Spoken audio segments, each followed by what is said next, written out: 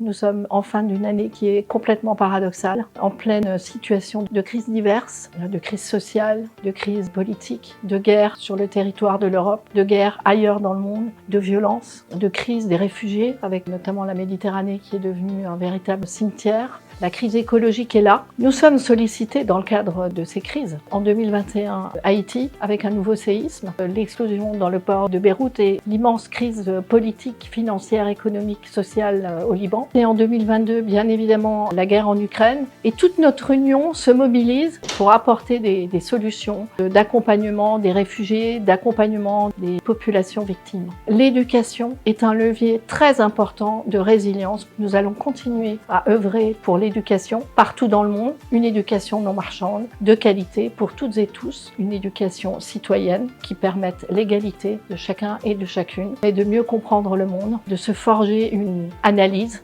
de trouver comment être acteur dans son territoire. C'est aussi l'international, c'est l'éducation à la solidarité internationale, la liberté aussi pour construire sa place dans la société. C'est la raison pour laquelle nous nous battons avec nos partenaires dans plus de 25 pays dans le monde, en Afrique de l'Ouest, dans la zone méditerranéenne, dans les Caraïbes, en Haïti, en travaillant avec les pouvoirs publics, avec le tissu des organisations de la société civile, avec les enseignants, les éducateurs, avec les parents d'élèves, avec toute la société, nous puissions accompagner la mise en œuvre de ces cadres favorables à une éducation à la citoyenneté. Nous ne faisons pas pour des bénéficiaires, nous faisons avec des partenaires. C'est aussi ce qui fait notre différence. Dans ce contexte de crise, paradoxalement, émerge aussi une inventivité, une créativité, une capacité d'innovation. Des acteurs se réunissent, inventent des nouvelles solutions que peut-être on n'aurait pas imaginées il y a encore 2 ans, 3 ans. Ce sont les liens humains qui fondent des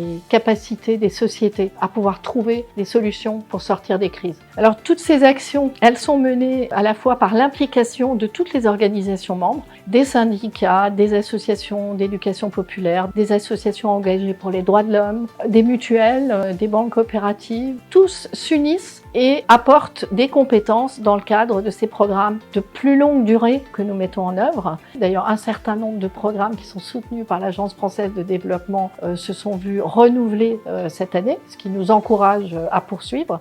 Bien sûr, dans ce contexte de crise, on assiste aussi à une montée des extrêmes. On assiste à des propos qui se radicalisent. Ce que nous cherchons à développer, c'est le fait de savoir s'asseoir autour d'une table, essayer de se comprendre et trouver un nouveau langage qui nous soit commun. C'est le faire ensemble qui est important. Et c'est ce qui me motive pour 2023, c'est de se dire que nous sommes de plus en plus nombreux pour faire en sorte que nous vivions demain dans un monde en paix et avec des hommes et des femmes responsables et solidaires. À Solidarité Laïque, tout le monde est militant. S'engager auprès de Solidarité Laïque, c'est s'engager auprès d'une organisation qui œuvre pour le bien commun, pour l'accès aux droits, pour lutter contre les discriminations et pour construire la paix dans le monde.